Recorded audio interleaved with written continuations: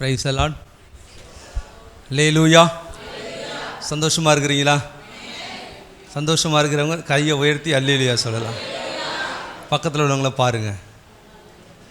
அப்படி பார்க்கும்போது ஓ நீங்கள் இங்கே தான் உட்காந்துருக்கீங்களான்னு தெரியும். அல்லேலூயா. ஆண்டவருடைய நாமத்துக்கு மகிமை உண்டாகட்டும். இந்த நாளிலும் கூட தேவன் நம்மளோடு கூட பேசுவாராக. ஆண்டவர் நம்மளோடு கூட பேசும்படிக்கு நம்ம தலைகளை தாழ்த்தி தேவ சமூகத்தில் நம்ம ஜெபிக்க போகிறோம். நம் மனுஷனுடைய சத்தத்தை கேட்கும்படியாக வரவில்லை, தேவனுடைய சத்தத்தை கேட்க வந்திருக்கிறோம். இங்கே மனுஷ பிரசங்கம் பண்ணலை, மனுஷனுடைய ரூபத்தில் கர்த்தர் உங்களோடு கூட பேசுகிறார். ஆகவே தேவன் நம்மளோடு கூட பேசுவதற்கு கர்த்தர் நமக்கு வைத்திருக்கக்கூடிய அந்த வார்த்தைகளை நம்மளோடு கூட பேசவும் நாம் கேட்கவும் ஆயத்தமுள்ளவர்களாக இருக்கணும். அந்த வார்த்தைகள் நம்முடைய வாழ்க்கையில் ஒரு பெரிய ஆசீர்வாதத்தை உண்டாக்கி தரும், ஒரு பெரிய மாற்றத்தை உண்டாக்கி தரும். தேவ சமூகத்தை நம்மளை ஒப்புக் கொடுக்கலாம். பரலோக தகப்பனே, இந்த நல்ல வேலைக்காக நன்றி செலுத்துகிறோம். இயேசு கிறிஸ்துவின் நாமத்தில் உம்முடைய சமூகத்தை நோக்கி நாங்கள் பார்க்கிறோம். விசேஷமாக இந்த நாளில் உம்முடைய சமூகத்தில் உம்முடைய வார்த்தைக்காக நாங்கள் நிற்கிறோம். ஆண்டவரே, கர்த்தர் ஆயத்தம் பண்ணி நம்முடைய வார்த்தைகளிலிருந்து உம்முடைய பிள்ளைகளோடு கூட கர்த்தர் பேசுவீராக. நீங்கள் பேசும்பொழுது உடைய இருதயங்கள் திறக்கப்படுமே, உடைய வாழ்க்கை கட்டமைக்கப்படுமே, என்னுடைய வாழ்க்கைக்கு அது ஆசீர்வாதமாக இருக்குமே. என் தேவனாகிய கர்த்தாவே, நீர் பேசும் நாங்கள் கேட்கிறோம். பரிசுத்த ஆவியானவரே, அடியானை மறைத்து கொள்ளுங்க. உம்முடைய நாமம் மாத்திரம் இந்த காலை நேரத்தில் மகிமைப்படட்டும். கேட்பதற்கு உம்முடைய பிள்ளைகளாகி எங்களுடைய செவிகளை கத்த திறந்தருளும், இருதயத்தை திறந்தருளும். ஆண்டுடைய ஆவியானவரே, எங்களுடைய ஆவிக்குரிய கண்களை திறந்தருளும். நாமம் மாத்திரம் மகிமைப்படட்டும். இயேசுவின் நாமத்தில் ஜெபிக்கிறோம் நல்ல பிதாவே, ஆமென். அல்லேலூயா. ஆண்டவருடைய நாமம் மகிமைப்படட்டும். பாஸ்டரை குறித்து நல்ல ஒரு அறிமுகத்தை கொடுத்துட்டாங்க, அதனால் பெரிய அறிமுகம் தேவையில்லைன்னு சொல்லி நினைக்கிறேன். பேர் பாஸ்டர் தமிழ்தாசன். நான் இந்தியாவில் தமிழ்நாட்டில் இருக்கக்கூடிய கோவை பட்டணத்திலிருந்து உங்கள் மத்தியில் நான் வந்து நிற்கிறேன். எனக்கு திருமணமாகி 3 பிள்ளைகள் இருக்கிறாங்க.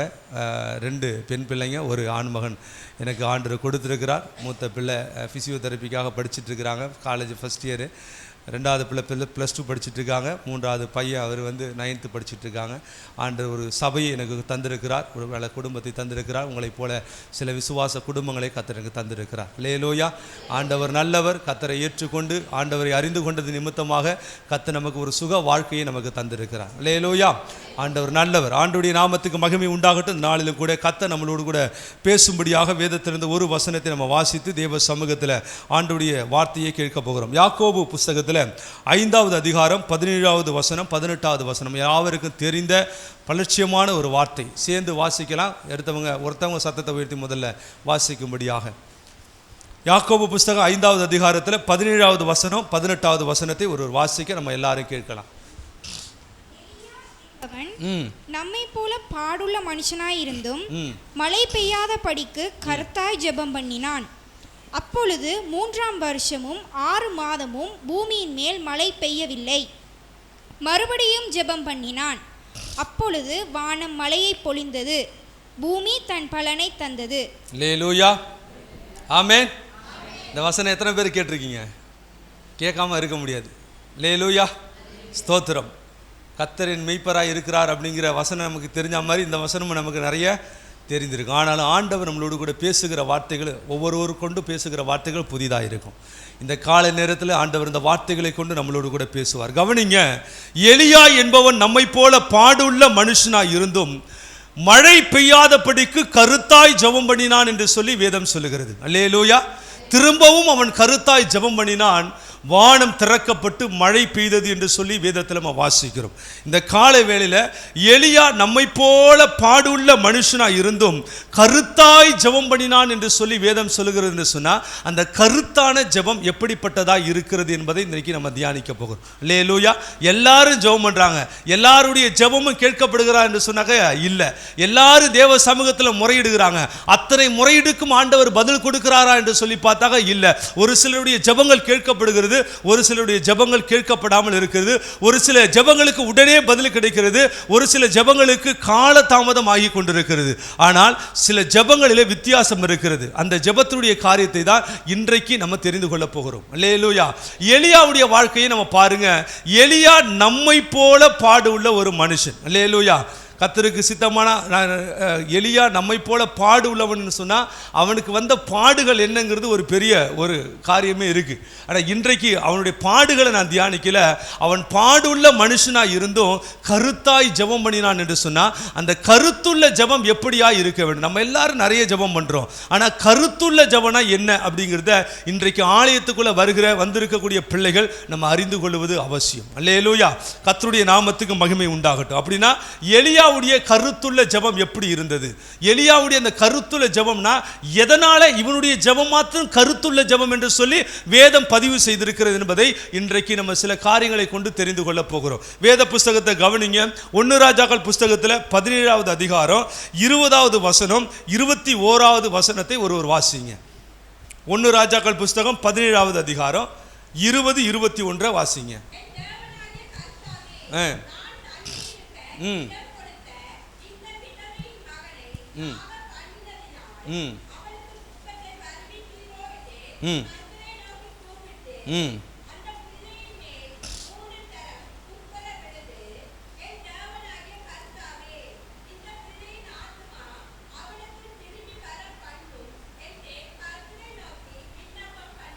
அல்லேலூயா.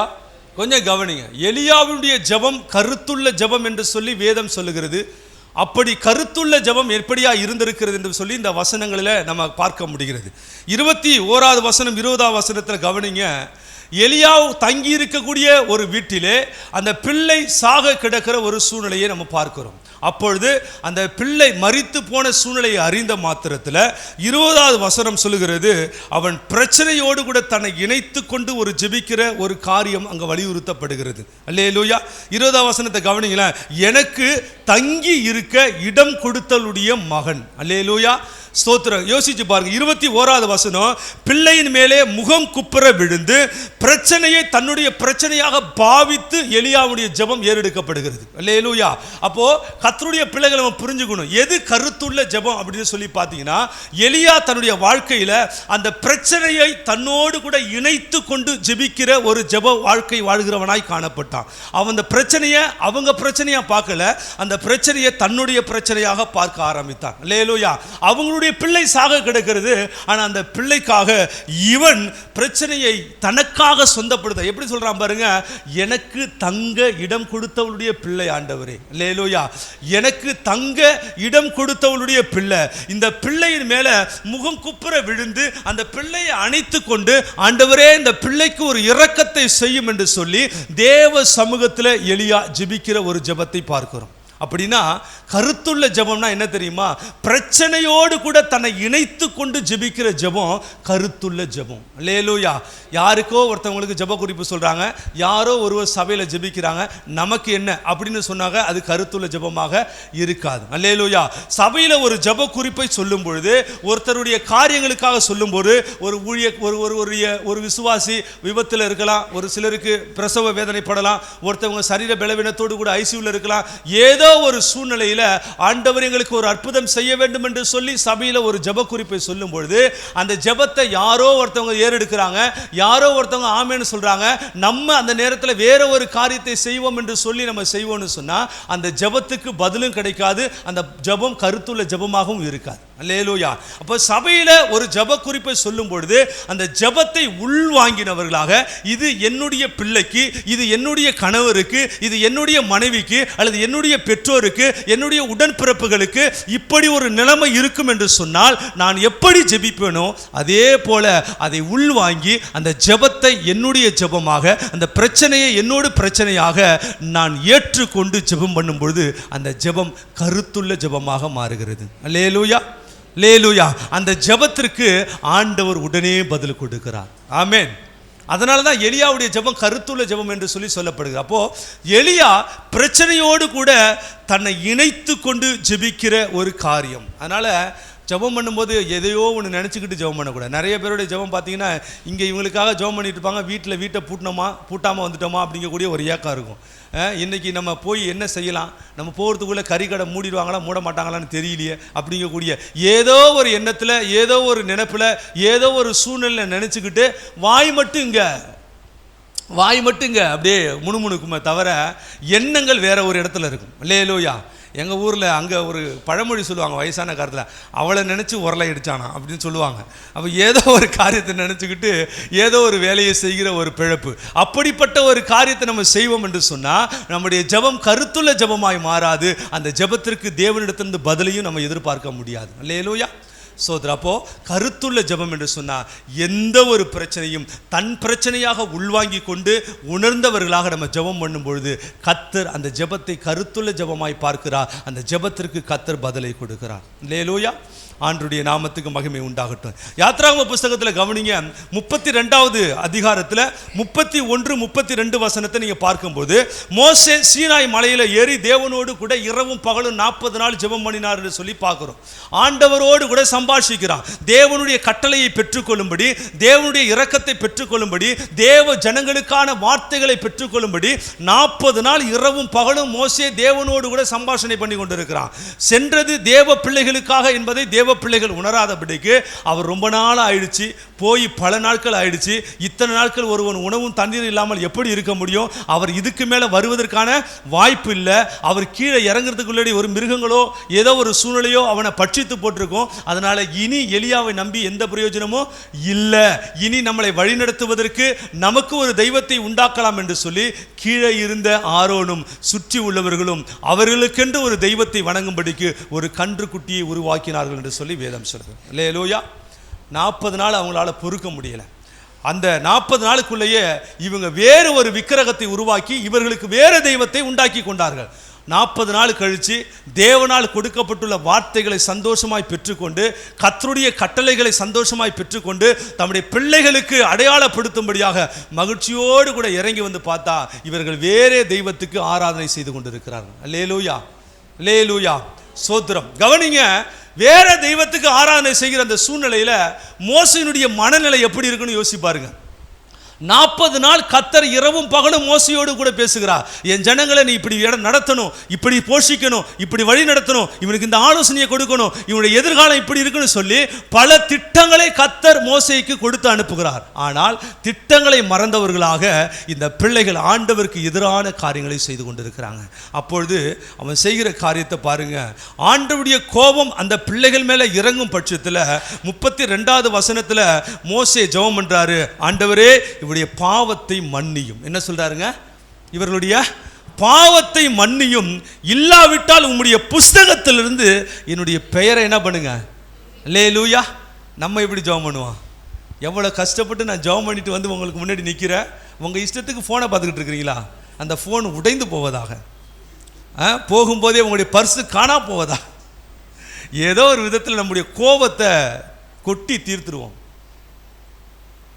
நான் இவ்வளோ தூரம் உனக்காக உபவாசம் பண்ணுறேன், உனக்காக ஜெபிக்கிறேன், உங்களுக்காக நான் கர்த்தருடைய சமூகத்தில் காத்திருக்கிறேன், நீங்கள் ஆண்டவருக்கு எதிராக இப்படி செஞ்சிட்டீங்களேன்னு சொல்லி சில நேரங்களில் நம்ம மாம்சத்தை கொஞ்சம் வெளிப்படுத்த ஆரம்பிச்சிடுவோம். ஆனால் மோசேயை பாருங்கள், அங்கேருந்து கீழே இறங்கி வரும்போது ஜனங்கள் கர்த்தருக்கு எதிரானவர்களாய் காணப்பட்டாங்க. ஆனால் அவர்களை சபிக்கலை, அவர்களுக்கு எதிரான காரியத்தை செய்ய ஆண்டவரே இவளை கொன்று போடுன்னு சொல்லலை. அவன் மாறாக பிரச்சனையை தன்னோடு பிரச்சனையாக எடுத்துக்கொள்கிறான். அல்லேலூயா. ஆண்டவரே, என் ஜனங்கள் தெரியாமல் செய்து விட்டாங்க, அவர்களை மன்னியும், அல்லாவிட்டால் அந்த புஸ்தகத்திலிருந்து என் பேரை நீங்கள் என்ன பண்ணுங்க, இவர்களை ஆசீர்வதித்தா என்ன ஆசீர்வதிங்க, இவர்களுக்கு நன்மை செய்கிறது போல எனக்கு நன்மை செய்யுங்க, எனக்கு மாத்திரம் நன்மை, எனக்கு மாத்திரம் பரலோகம், எனக்கு மாத்திரம் ஜெயம், எனக்கு மாத்திரம் ஆசீர்வாதம், எனக்கு மாத்திரம் இரக்கம். அப்படி வேணாம் ஆண்டவரே. ஒன்று, இவங்களுக்கு இரக்கம் செஞ்சா எனக்கும் இரக்கம் செய்யுங்க, இல்லை என்றால் அவர்களோடு கூட என்னையும் சேர்த்து வாரிக்கொள்ளும் என்று சொல்லி பிரச்சனையோடு கூட தன்னை இணைத்து கொண்டு மோசே ஜெபம் பண்ணார். அதனால தான் மோசே ஒரு பெரிய தலைவனாக இருக்க முடிந்தது. அல்லேலூயா. பைபிளில் நிறைய தலைவர்கள் இருக்கிறாங்க. மோசையை போல ஒரு சிறந்த தலைவனை பார்க்க முடியுமா?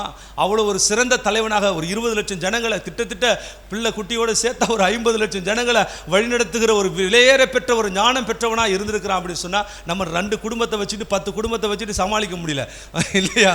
ஊழியம் செய்கிறவங்களுக்கு தான் தெரியும், சபை ஊழியம் நடத்துறது ரொம்ப ரொம்ப கஷ்டம். ஒரு இவாஞ்சலிஸ்டாக இருந்தாருன்னா 2 பிரசங்கத்தை வச்சுட்டு ஊர் முழுக்க அந்த பிரசங்கத்தை பண்ணிட்டு போயிட்டே இருக்கலாம். ஒரு சபை நடத்துறது அவ்வளோ காரியம் கிடையாது. ஒவ்வொரு நாளும் புதுசு புதுசாக கொடுக்கணும். டெய்லி பழைய சோரியை கொடுத்தா சாப்பிட முடியுமா? என்னைக்காவது ஒரு நாள் பழைய சோறு கொடுத்தா வெங்காயத்தை கடிச்சிட்டு சாப்பிட்டு ஆகா எவ்வளோ ஆனந்தமாக இருக்குது அப்படின்னு சொல்லலாம். தினந்தோறும் அதே பிரசங்கத்தை பண்ணால் ஜனங்க என்ன பண்ணுவாங்க, இவருக்கு வேறு வேலை கிடையாது, எப்போ பார்த்தாலும் இதே தான் பேசுகிறாரு அப்படின்னு வேறு இடத்துக்கு போயிடுவாங்க. புதுசாக நம்ம என்ன பண்ண வேண்டியதாக இருக்குது? நேற்று பாடின பாட்டை இன்றைக்கி பாட முடியாது, யோசித்து வேறு ஏதாவது புது பாட்டு வந்திருக்கா நம்ம தெரிஞ்சுக்கணும். பாட்டை தெரிஞ்சுக்கிட்டு உங்களுக்கு நாங்கள் கற்றுக்கொண்டு பாடணும். புதிய வார்த்தைகளை தேவ சமூகத்தில் உட்காந்து ஆயத்தம் பண்ணி பேசணும். இல்லைனாக்கா இவர் 3 மாதத்துக்கு முன்னாடி பேசின வார்த்தையை கொஞ்சம் ரெடி பண்ணி என்ன பண்ணியிருக்காரு, பில்டப் பண்ணுறாரு, அப்படிலாம் நீங்கள் கண்டுபிடிச்சிடுவீங்க. அதனால் நம்ம எந்த ஒரு சூழ்நிலையில் சபையை நடத்துவதுங்கிறது, ஏன்னா சுவிசேஷ ஊழியமோ மற்ற ஊழியமோ அப்படி கிடையாது. போவாங்க அவங்க பாட்டுக்கு ரட்சிப்புக்குள்ளே வழி நடத்திட்டு கொண்டு வந்து இந்த சபையில் உட்கார வச்சுட்டு கிளம்பிடுவாங்க. ஸ்தோத்திரம். என்னுடைய சபையில் அப்படி தான். ஒரு கேம்புக்கு போனாங்க, 3 நாள் கேம்ப்பு. அவங்க ஒரு குடிகாரன், பயங்கரமாக பழைய போதை வஸ்துக்களில் நிறைய ஈடுபாடு உள்ளவன். அவனை சபையில் இருந்து கூட்டிகிட்டு, அவனை ஒரு இடத்துலேருந்து கூட்டிகிட்டு போய் ஒரு கேம்பில் விட்டுட்டாங்க. 3 நாள் கேம்பில் நல்லா அவனை புஷ் பண்ணி விட்டுட்டு ஞானசனம் எடுத்துக்கிறியான்னா ஊன்ட்டான். 3 நாளில் ஞானசனம் கொடுத்ததுக்கப்புறம் இவரை எங்கே கொண்டு போய் சேர்க்கலான்னு சொன்னோன்னே இந்த ஏரியாவில் பாஸ்டர் இருக்கிறாரு அப்படின்ட்டு எனக்கு ஃபோன் பண்ணிட்டாங்க. ஃபோன் பண்ணி, பாஸ்டர் ஒரு ஆத்துமாவை ஆதாயம் பண்ணியிருக்கிறேன். அந்த ஆத்துமா ரொம்ப எவ்வளோ விலையேற பெற்ற ஆத்துமா தெரியுமா? சபை இந்த பட்டணத்தில் நிறைய பேர் இருக்கிறாங்க, ஆனால் ஆண்டவர் உங்ககிட்ட தான் கொடுக்க சொல்கிறார். ஞானசனத்தெலாம் எடுத்துட்டான், நல்ல பையன், உங்கள் சபைக்கு நான் அனுப்பி வைக்கிறேன், உங்கள் சபைக்கு ரொம்ப ரொம்ப பிரயோஜனமாக இருப்பான்னு. அப்படியா பாஸ்டர், அனுப்பிச்சி வைக்க அப்படின்ட்டு சபையில் வந்து உட்காந்தான். 2 வாரம் ஒழுக்கமாக இருந்தான். 3ஆவது வாரம் தண்ணி அடிச்சுட்டு வந்து உட்காரான். 4ஆவது வாரம் பாக்குப்பட ஆரம்பிச்சிட்டான். 5ஆவது வாரம் சபையிலேயே படுத்து கிடக்குறான் தண்ணி அடிச்சுட்டு. யோசிச்சு பாருங்க, போனவன் 3 நாளில் ஒரு கேம்புக்குள்ளே போயிட்டு 3 நாளில் ஒரு சத்தியத்தை சொல்லி அவனுக்கு ஞானசானத்தை கொடுத்தா, அவனுடைய பழைய சுபாவமே அவனை விட்டு ஒழியாத சூழ்நிலையில் ஏதோ ஒரு காரியத்தை செஞ்சுட்டோன்னு அவங்களுக்கு திருப்தி. ஆனால் அவனை நான் 2 வருஷம் வச்சுக்கிட்டு ரொம்ப கஷ்டப்பட்டுட்டேன். அவன் மனைவி அவனோட போராடுறத காட்டிலும் நான் அவனோட போராடி ரொம்ப கஷ்டப்பட்டுட்டேன். பாஸ்டர், என் பையனுக்கு பர்த்டே பாஸ்டர் சென்னையில் வச்சு கொண்டாடுறோம் பாஸ்டர், கட்டாயம் நீங்கள் வந்தே ஆகணும் அப்படின்ட்டான். நான் உடனே என்னடா இவ்வளோ கம்பல் பண்ணுறானே, சரி நம்ம பிள்ளையாச்சே போயிடுவோன்னு சொல்லிட்டு நானும் இவ்வளோ தூரம் ட்ராவல் பண்ணி கிட்டத்தட்ட 550 கிலோமீட்டர் ட்ராவல் பண்ணி போயிட்டேன். போனால் பெரிய பெரிய அண்டாவில் பிரியாணி, கல்யாணத்துக்கு கூட அவ்வளோ பெரிய அண்டாவை நான் பார்த்ததில்ல. பெரிய பெரிய பாத்திரங்களில் பிரியாணி, அந்த பக்கம் கறி, என்னென்னமோ பண்ணி பயங்கரமாக பண்ணிகிட்டு இருக்கானுங்க. என்னடா ஒரு பிள்ளையோட ஒரு பிறந்த நாளுக்கு இவ்வளோ பெரிய ஆர்ப்பாட்டமா அப்படின்னு நினைக்கிறோம். கேக்கு பார்த்தீங்கன்னா பெரிய கேக்கு கொண்டு வந்து வச்சுருக்கானுங்க. எனக்கு பரவாயில்லையே, இவன் எங்கேருந்து இவனுக்கு இவ்வளோ பணம் வந்துட்டு இவ்வளோ பெரிய காரியத்தை செய்கிறானே அப்படின்னு சொல்லி ஆச்சரியப்பட்டுருந்தேன். ஒருத்தர் வந்தார், பாஸ்டர் டைம் 6 ஆக போகுது, சீக்கிரத்தில் ஜெபம் பண்ணுங்கன்னாரு. எனக்கு அப்போயே ஒரு மாதிரி அள்ளு விட்டுருச்சு. என்னடா அது என்னங்க அப்படின்னு கேட்டேன். பாஸ்டர் ஒரு 7 மணி ஆச்சுன்னா இவனை குணம்லாம் மாறிடும், பிரியாணிலாம் பறக்க ஆரம்பிச்சிடும், கேக்கெல்லாம் வேறு மாதிரி ஆகிடும். நீங்கள் 6 மணிக்கு ஜெபம் பண்ணிவிட்டு நீங்கள் கிளம்புனீங்கன்னா நீங்கள் தப்பிச்சுக்கலாம். அப்படி இல்லைன்னா இவனுடைய குணம் எல்லாம் நீங்கள் கொஞ்சம் நேரத்தில் பார்க்க ஆரம்பிச்சிருக்கீங்கன்னா, எனக்கு ஏற்கனவே அவன் குணம் எனக்கு தெரியும். அவனை இங்கே கொண்டு வந்து வச்சு ஐயோ இவனை என்ன பண்ண போகிறான்னு தெரியலன்னு ஒரு பயங்கரமான பதட்டம்.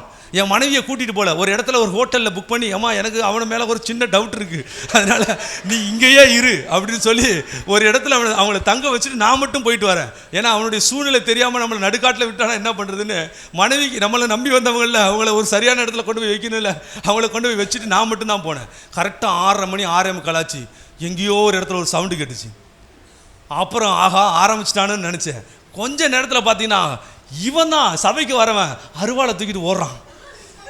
அருவாளை தூக்கிட்டு ஓடி, நான் உன்னை வெட்டாமல் ஓடுறான். கொஞ்ச நேரத்தில் பார்த்தா இந்த பக்கம் வெட்டு ரத்தத்தோடு ஓடி வரான். எனக்கு நான் பேக்கை தூக்கிட்டு எங்கே போகிறதுன்னு தெரியல. ஆனால் அது திட்டத்தட்ட சென்னையிலேருந்து ஒரு அவுட்ரு, இந்த பக்கம் போனோன்னா மதுரை வாயில், அந்த பக்கம் போகணும், இந்த பக்கம் வந்தோன்னா அது ஒரு ஏரியா, அங்கே வந்தவங்களுக்கு தெரியும். இடைப்பட்ட ஒரு இடம், ஒரு பஸ் ரூட்டை நான் வந்து பிடிக்கணும் அப்படின்னு சொன்னால் இந்த பக்கம் ஒரு 30 கிலோமீட்டர், அந்த பக்கம் ஒரு 30 கிலோமீட்டர் இடையில கொண்டு போய் வச்சுருக்காங்க. என்னால் தப்பிக்கவே முடியல, ரொம்ப கஷ்டப்பட்டுட்டேன் நான். அப்புறம் அவங்க ஒய்ஃப் வந்து, பாஸ்டர் அவ்வளோதான், இதுக்கு மேலே இவனை நம்ப முடியாது பாஸ்டர், தயவு செய்து வந்து சாப்பிட்டுட்டு போங்கிறாங்க. அம்மா இந்த சூழ்நிலை சாப்பிடணும், இவ்வளோ சாப்பாடு செஞ்சு வச்சுருக்கேன் பாஸ்டர், நீங்கள் கொஞ்சோண்டு சாப்பிடுங்கன்னு அந்த சாப்பாடை வேறு போட்டு கொடுக்குறாங்க. நான் சாப்பிட முடியுமா அந்த நேரத்தில்? யோசிச்சு பாருங்கள். பயங்கர சண்டை போட்டுட்ருக்காங்க, ரத்தத்தோட ஓடி ஓடி வந்துட்டுருக்கானுங்க. நம்ம சாப்பிட்றதுக்கு சாப்பாடை போட்டாங்கன்னா விரட்டுறானுங்க சுற்றி. பயங்கர கஷ்டமாகி போச்சு. என்னடா இப்படி ஒரு கொடுமையில். அந்த சகோதரி ஒரு பையன்கிட்ட வண்டியை கொடுத்து, பாஸ்டர் பத்திரமா கொண்டு போயிட்டு அந்த இடத்துல பஸ் ஏற்றி விட்டு வந்துருங்கன்னு சொன்னாங்க. அவன் வண்டியில் உட்காந்துட்டு போகிறான், நைட் ஆகிடுச்சு, பெட்ரோல் இல்லை, நடு ரோட்டில் நிற்கிறோம், என்ன பண்ணுறதுன்னு தெரியல. அவன் போய் ஒரு வீட்டில் போய் கதவை தட்டி, 1 லிட்டர் பெட்ரோல் வாங்கி ஊற்றி என்னை கொண்டு வந்து பஸ் ஸ்டாப்பில் விட்டான். நான் யோசித்தேன், இனி இவனை சர்ச்சுக்கே வரக்கூடாது, இவ்வளோ அவமானப்படுத்திட்டானே அப்படின்னு. யோசித்து பாருங்கள், சபை ஊழியங்கிறது ரொம்ப கடினமான ஒரு ஊழியம். கொண்டு வந்து விட்டுட்டு அவங்க பாட்டுக்கு போயிடுவாங்க. பிறந்ததுலேருந்து இறப்பு வரைக்கும் அவங்களுக்கு செய்யக்கூடிய காரியத்தில் ஒருத்தவங்களுக்கு ஒன்று செஞ்சு ஒருத்தவங்களுக்கு செய்யாமல் விட்டுட்டா பெரிய தொல்லையாயிடும். சபை ஊழியம் ரொம்ப ரொம்ப கஷ்டம். நீங்கள் யோசிச்சு பாருங்களேன், 2 பிள்ளைங்க, ஒரு மனைவி, கணவன், சமாளிக்க முடியுதான்னு பாருங்கள். 100 குடும்பம், 100 பிள்ளைங்க. இதை மேய்க்கணும்னா பெரிய ஒரு கிருபை வேணும். லேலூயா, லேலூயா, ஸ்தோத்திரம். யோசித்து பாருங்க, பிரச்சனையை தன்னோடு கூட இணைத்து கொண்டு ஜெபிக்கணும். வேற ஒருத்தவங்களா நினைக்க முடியாது. எப்படிப்பட்டவர்கள் வேண்டுமானாலும் ஆலயத்தில் வந்து உட்கார்ந்துருப்பாங்க. எல்லா சுபாவம் உள்ளவர்களும் ஆலயத்தில் இருப்பாங்க. நமக்கு சாதகமாக பேசுகிறவங்களும் இருப்பாங்க, நமக்கு பாதகமாக பேசுகிறவங்களும் இருப்பாங்க. நம்ம பேசுறதுக்கு மார்க் போடுறவங்களும் இருப்பாங்க, நோ அப்படின்னு சொல்றவங்களும் இருப்பாங்க. ஆனாலும் அவங்க எல்லாரையும் நம்ம வெறுக்காதபடிக்கு நேசிக்கிற ஒரு இருதயம் நமக்குள்ளே வேண்டும். லேலூயா, லேலூயா, ஸ்தோத்திரம். மோசேக்கு அந்த இருதயம் இருந்தது, அதனால தான் அவன் சிறந்த தலைவனாக இருந்தான்.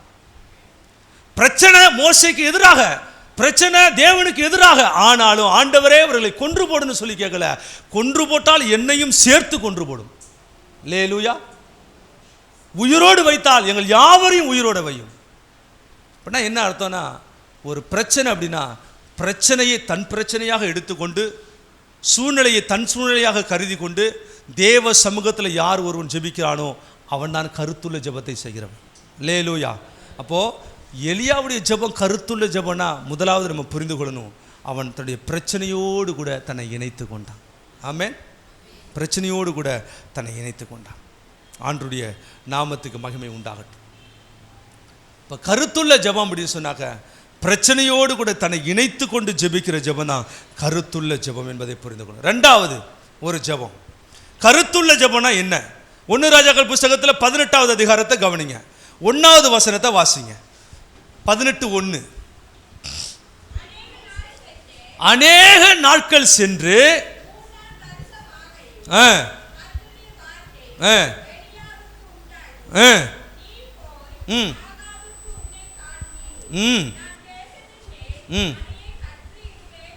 அல்லேலூயா, ஆமென்.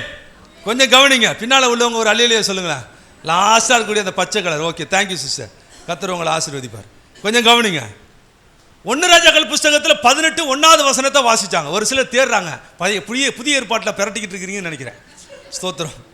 பழைய ஏற்பாட்டில் இருக்குது அது. ஸ்தோத்திரம். முதல்ல பைபிள் வாசிக்கிறோம் இல்லையா, முதல்ல அட்டவணையை படிச்சிடணும்.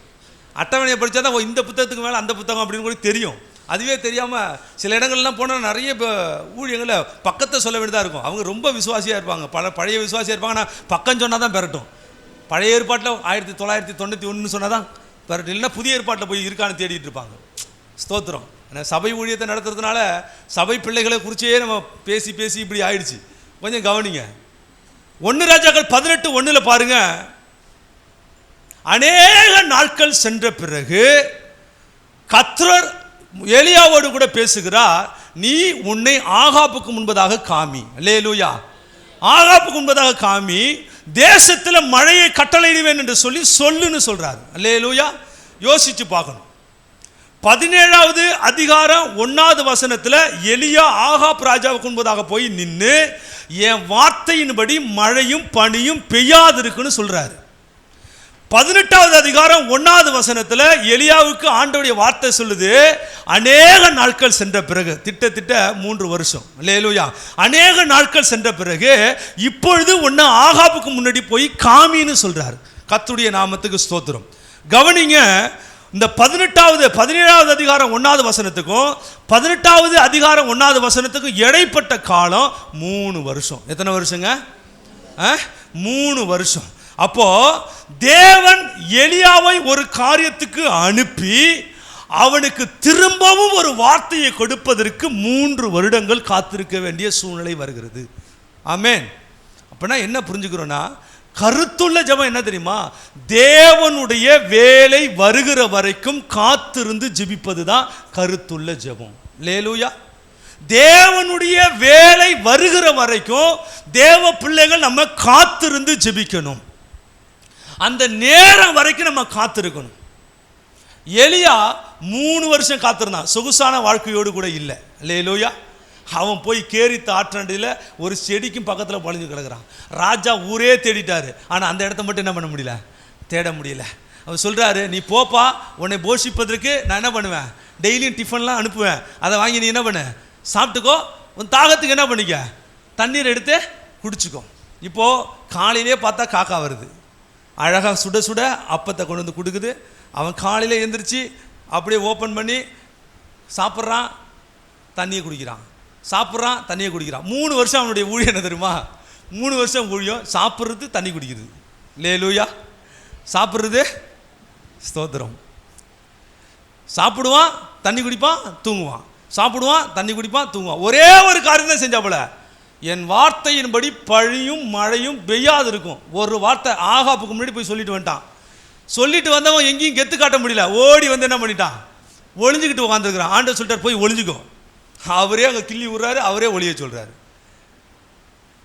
ஓடி போய் ஒளிஞ்சுக்கோ. அவன் ஒளிஞ்சுக்கிட்டே இருக்கிறான் 3 வருஷம் வரைக்கும். யோசித்து பாருங்க, 3 வருஷம் வரைக்கும். ஆண்டவரே, இது எனக்கு தேவையா?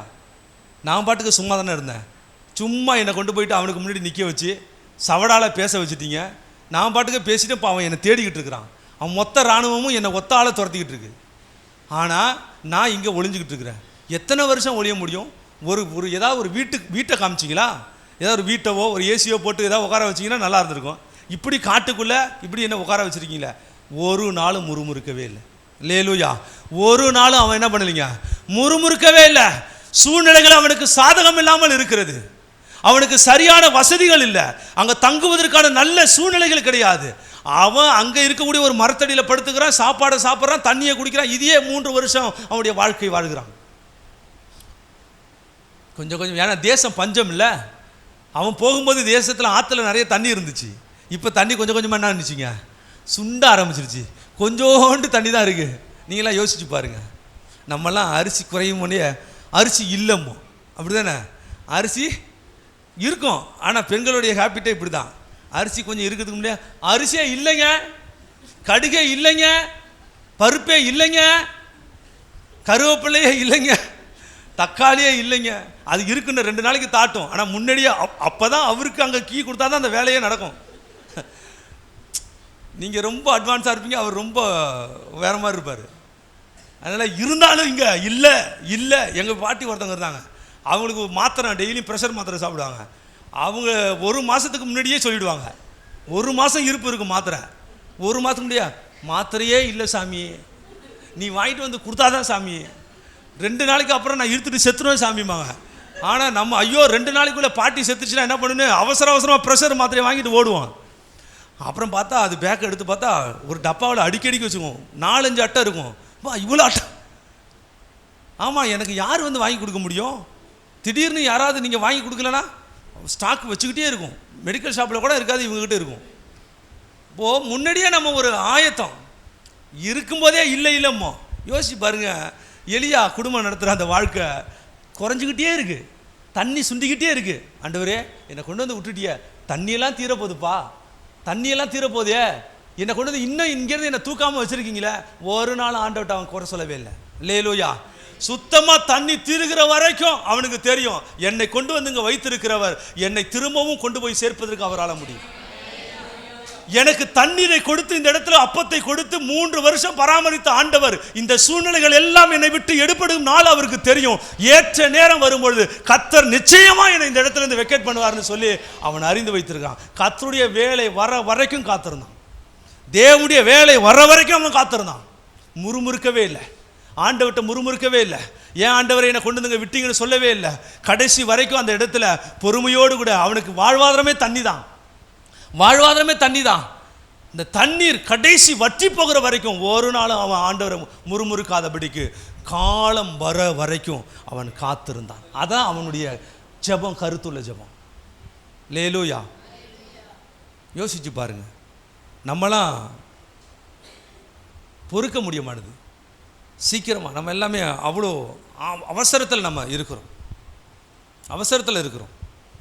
கலாத்தியர் புத்தகத்தில் 4வது அதிகாரத்தை பார்த்தீங்கன்னா 5வது வசனம், காலம் நிறைவேறின போது தேவன் தம்முடைய குமாரனை பூமிக்கு அனுப்பினார். அப்படி தானே போட்டிருக்கு, காலம் நிறைவேறின போது. யோவான் புத்தகத்தில் 2வது அதிகாரத்தில் பாருங்கள் 2, 3, 4 வசனங்களில் கானா ஒரு கல்யாணத்துக்கு இயேசு கிறிஸ்து போகிறார். திராட்சை ரசம் குறைவுபடுகிறது, திராட்சை ரசம் இல்லையேன்னு சொல்லி கவலைப்படுறாங்க.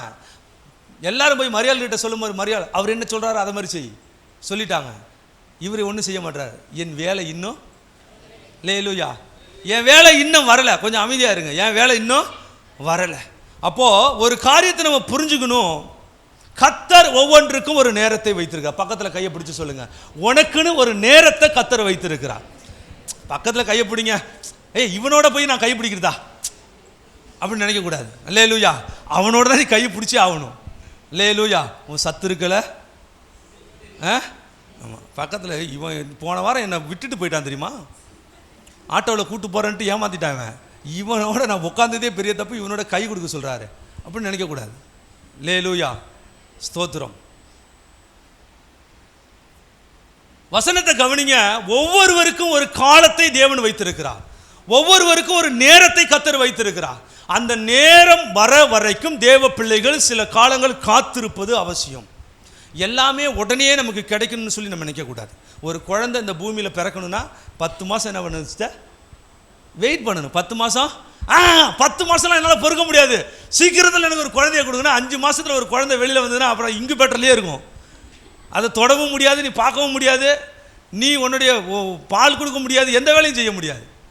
அது யாரோ ஒருத்தன் பார்த்துட்டு இருப்பான். தினந்தோறும் அது பிழைக்குமா பிழைக்காதான்னு நம்ம என்ன பண்ணணும், ஒரு சின்ன கண்ணாடி பெட்டி மாதிரி இருக்கும், அதை எட்டி எட்டி பார்க்கணும். என் பிள்ளை தான் நாடி துடிப்பு இருக்கா, இருதயம் வேலை செய்தா, இல்லை சுகமாக இருக்கா. குறை மாதத்தில் பிறந்த குழந்தை சுகமாக இருக்க முடியாது, ஏதோ ஒரு பலவீனத்தோடு என்ன பண்ணிடுங்க. அப்போது ஒரு குழந்தைய நம்ம பெற்றெடுக்கணும்னா 10 மாதம் வெயிட் பண்ணணும். அவசரப்பட்டோன்னா குறை மாதம் குழந்தையாயிடும், அது காலம் முழுக்க நமக்கு ரொம்ப சிரமமாயிடும். அதை விடுங்க. ஒரு சிக்கனை சாப்பிட்ணும், ஒரு சிக்கன் சாப்பிட்னா ஒரு 65 நாள் காத்திருக்கணும். என்ன பண்ணணுங்க, சிக்கன் 65 அப்படிங்கிறாங்களே, இந்த ஊரில் உண்டா? ஆமாம், ஒரு சிக்கனை நீங்கள் நான் ஒரு நல்ல விதத்தில் எடுத்து சாப்பிட்னா ஒரு 65 நாள், அப்போ தான் அது ஒரு கோழியாக வளரும். ஒரு 62.5 மாதம் நீங்கள் காத்திருந்தால் தான் அது ஒரு நல்ல ஒரு சூழ்நிலைக்கு வரும், நீங்கள் அதை எடுத்து சமைச்சு சாப்பிட முடியும். ஒரு சிக்கனை சாப்பிட்றதுக்கே 65 நாள் காத்திருக்கணும். அப்போது ஒரு காரியத்தை செய்வதற்கு சில நாட்கள் நம்ம என்ன பண்ணணுங்க, காத்திருப்பது அவசியம். அல்லேலூயா, காத்திருப்பது அவசியம். அப்போது உடனே நடக்கணும்னு சொல்லி நம்ம அவசரப்படக்கூடாது. உடனே நடக்கணும், உடனே நடக்கும். சில நேரங்கள் உடனே நடக்காது, சில காரியம் உடனே நடக்கும், சில நேரம் தாமதிக்க தான் செய்யும். ஆனால் ஒன்று நினச்சிக்கணும், கர்த்தர் நமக்கு தாமதிக்கிறார்னா தரமானதை தருவான். லேலூயா, சொல்லுவாங்கள்ல, லேட்டாக கொடுத்தாலும் லேலூயா. ஆமாம், இப்போ வெயிட் பண்ணுறாருனாக்கா நல்ல வெயிட்டாக கொடுக்க போகிறாருன்னு அர்த்தம். ஆமென், ஸ்தோத்திரம். இப்போ கொஞ்ச நாள் வெயிட் பண்ண நம்மளால் அந்த காரியம் நமக்கு முடிகிறது கிடையாது. நான் என்னுடைய காலங்களில் நான் சொல்கிறேன், அன்னைக்கெலாம் ஊர் பிரயாணம், ஒரு குவார்ட்டர்லி லீவு, ஆஃப்-இயர்லி லீவு அப்படின்னு வந்தால் ஊருக்கு போகிற பிரயாணம் ரொம்ப ஜாலியாக இருக்கும். முன்னாடியே ஒரு லெட்டர் போடுவோம். என்ன பண்ணுவாங்க, அப்போ 25 பைசா 15 பைசாவுக்கு ஒரு மஞ்சள் கலரில் ஒரு போஸ்ட் கார்டு, அதில் அன்புள்ள அத்தைக்கு நான் நலம் நீ நலமா எல்லாம் கேட்டுட்டு, எனக்கு காலாண்டு பரீட்சை முடிய போகிறது, இந்த நாள்லேருந்து இந்த நாள் வரைக்கும் நான் ஊருக்கு வருவதற்காக நான் தீர்மானித்திருக்கிறேன், நான் இந்த நாளிலே வருவேன், ஒரு லெட்டரை போட்டுருவோம். அது போய் சேருதா சேரலையான்னு நமக்கு தெரியாது. இப்போ தான் நமக்கு போய் சேர்ந்துருச்சாங்க கூடிய கடிதம். அப்போலாம் கிடையாது, போட்டு விட்ருவாங்க, அது பாட்டுக்கு ஸ்பீடு போஸ்ட்லாம் கிடையாது. அப்போது எல்லாத்துக்கும் ஒரு போஸ்ட்டு தான் அனுப்பிச்சி விட்ருவாங்க. அது போய் சேர்ந்ததா சேரலையான்னு நமக்கு தெரியாது. ஆனால் நம்ம ஆயத்தமாக அந்த லெட்டர் மேலே நம்பிக்கை வச்சு, அத்தைக்கு கண்டிப்பாக போய் அது கிடச்சிருக்கோம், நம்ம கட்டாயம் நமக்காக வெயிட் பண்ணுவாங்க, நம்ம அங்கே போவோம். போகும்போது நம்ம பாட்டியே யாரோ கூப்பிட்டு போவாங்க பாருங்கள், நடத்தியே கூப்பிட்டு போவாங்க. ஒரு அப்போலாம் பஸ் வசதி கிடையாது, ஒரு இடத்துல பஸ்ஸை விட்டு இறங்கி பஸ்ஸில் போன தூரத்தை காட்டிலும் நடத்தி கூப்பிட்டு போகிற தூரம் பெருசாக இருக்கும். 3 கிலோமீட்டர் பஸ்ஸில் கூப்பிட்டு போயிட்டு 8 கிலோமீட்டர் நடக்க வைப்பானுங்க. இங்கேருந்து காட்டுவானுங்க பாருங்கள் தூரமாக, அங்கே பாருங்கள் ஒரு தென்னந்தோப்பு தெரியுதுல, அதுதான்டா மாமா விடுமா. அப்படியா, நடந்து நடந்து நடந்து போய் தென்னந்தோப்புக்கே போயிடுவான். அப்புறம் அங்கேருந்து இன்னொரு புளியந்தோப்பை காமிப்பான். அங்கே இருக்கு பாரு அந்த மரம்லாம் இருக்குல்ல, அதுதான் நம்ம மாமா வீடு. இப்படியே நம்மளை கால்நடையாக கடத்தி கொண்டு போயிட்டு அங்கே கொண்டு போய் விடுவாங்க. நம்ம வரணும் தெரியாது, போகிறணும் தெரியாது, நம்ம போனால் தான் நிச்சயம், லெட்ரு போய் சேர்ந்தாதான் நிச்சயம். பொறுமையோடு கூட இருப்போம். லேலூயா, இன்றைக்கி அந்த பொறுமை இருக்கான்னு யோசிச்சு பாருங்க. இங்கேருந்து ஒரு இடத்துக்கு புறப்பட்டோன்னா ஒரு ஃபோனு, புறப்பட்டுச்சா, இன்னும் புறப்படலையா, இன்னும் என்ன செஞ்சுக்கிட்டு இருக்கிறீங்க? அந்த பஸ் ஸ்டாப்புக்கு வர்றதுக்குள்ளே காரில் ஏறுறதுக்குள்ளே 100 ஃபோன் வந்துடும். அந்த 100 ஃபோனில் ஒரு ஃபோன் மாத்திரம் அவங்க எடுக்கலைனாக்கா இவங்களுக்கு வரக்கூடிய டென்ஷன் முடியெல்லாம் நேராக நிற்கும். அந்த ஒரு செகண்ட் அவங்களால பொறுக்க முடியாது.